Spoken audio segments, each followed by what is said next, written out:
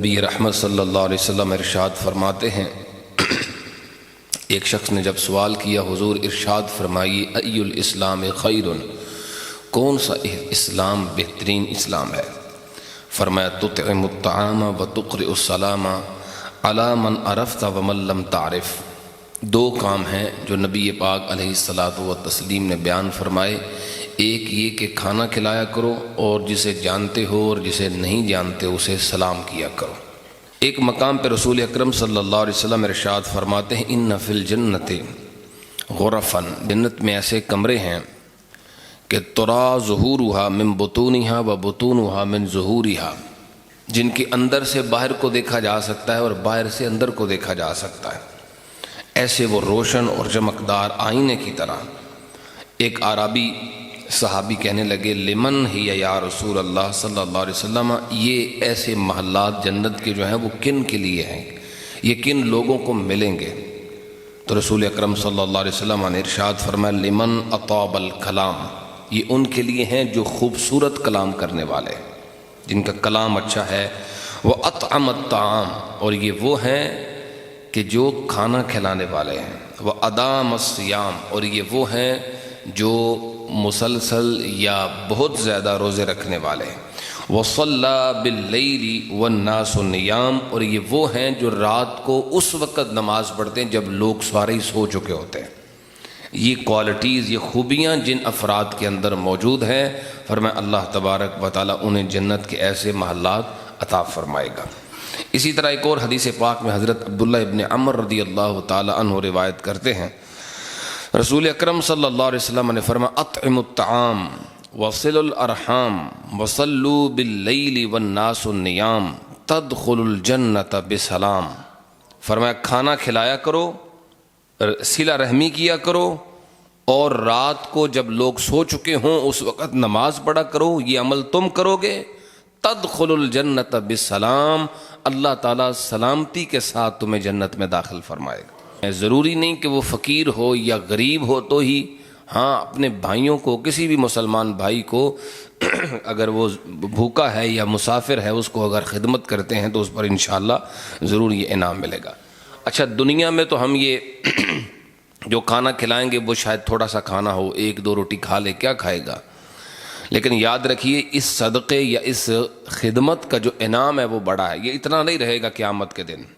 نبی رحمت صلی اللہ علیہ وسلم ارشاد فرماتے ان اللہ تعالی لیربی لأحدکم التمر واللقمہ، اللہ تعالیٰ تمہارے ان لقموں کو اور تمہاری ان کھجوروں کو اللہ تعالیٰ پالتا ہے۔ کس طرح پالتا ہے؟ جس طرح تم اپنے گھروں کے اندر گھوڑوں یا اونٹوں کے بچے پالتے ہو اور وہ بڑے ہو جاتے ہیں، اللہ تعالیٰ ان لقموں کو بھی پالتا ہے اور ان کھجوروں کو بھی پالتا ہے، حتیٰ کہ یہ کھجوریں قیامت کے دن احد پہاڑ کے برابر ہو جائیں گی۔ ایک مسلمان انسان، یہ تو بہت بڑی بات ہے بندہ اس کی خدمت کرے، اگر بندہ کسی جانور کو بھی کچھ کھلائے پلائے تو اللہ اس پہ بھی انعام دیتا ہے۔ ایک بخاری شریف کی مشہور حدیث پاک ہے، ایک شخص سفر کر رہا تھا، اس نے راستے میں شدید پیاس محسوس کی، ایک کنواں دیکھا، اس میں اترا اور اس نے پانی پیا۔ جب باہر نکلا تو دیکھا کہ ایک کتا ہے جو زمین پہ بیٹھا ہے اور پیاس کی شدت کی وجہ سے وہ زمین کو چاٹ رہا ہے۔ اس آدمی کے دل میں ترس پیدا ہوا، رحم پیدا ہوا، وہ دوبارہ کنویں کے اندر اترا اور اس نے اپنے موزے کے اندر پانی بھرا اور اس موزے کو منہ کے ساتھ پکڑ کے وہ باہر نکلا اور اس نے کتے کو پلایا۔ نبی پاک علیہ السلام ارشاد فرماتے ہیں فغفر لہ، اس کے اس عمل کی وجہ سے اللہ تبارک و تعالیٰ اس کو بخش دے گا۔ تو جب ایک کتے کو اگر کوئی بندہ خدمت کرتا ہے اس کی اور اس کی پیاس بجھاتا ہے، جب اللہ اس پہ انعام دیتا ہے تو اللہ کتنا کرم فرمائے گا اس بندے پر جو حضور کے کسی غلام کی خدمت کرے اور اس کی بھوک یا پیاس ختم کرے۔ ہم بعض اوقات محسوس کرتے ہیں کہ ہم بہت گناہ گار ہیں، یہ عمل اپنی زندگی میں ہم شامل کر رہے ہیں۔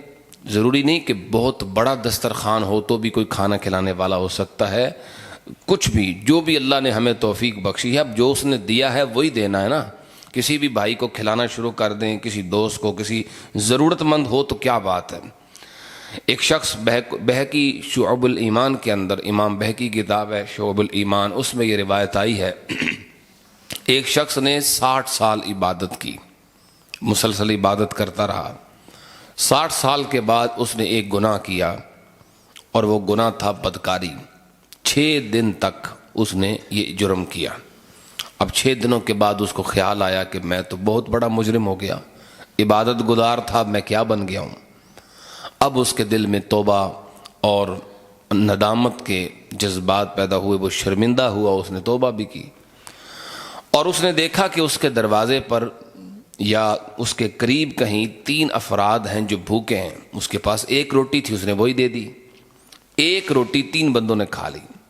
نبی پاک علیہ الصلوۃ والسلام ارشاد فرماتے ہیں مفہوم ہے قیامت کے دن اللہ تبارک و تعالی جب اس کے اعمال تولے گا, ایک طرف اس کی زندگی کی 60 سال کی عبادتوں کو رکھا جائے گا اور ایک طرف اس کے وہ 6 دنوں کے گناہ کو رکھا جائے گا. حضور کریم علیہ السلام ارشاد فرماتے ہیں عبادتیں کم پڑ جائیں گی, گناہ زیادہ ہو جائے گا. 6 دنوں کا جرم, 60 سال کی عبادت پر باری. پھر نیکیوں کے پلڑے میں وہ جو 1 روٹی اس نے کھلائی تھی وہ رکھی جائے گی. تو اب دوبارہ وزن کیا جائے گا, اب گناہ تھوڑے ہو جائیں گے, نیکیاں زیادہ ہو جائیں گی.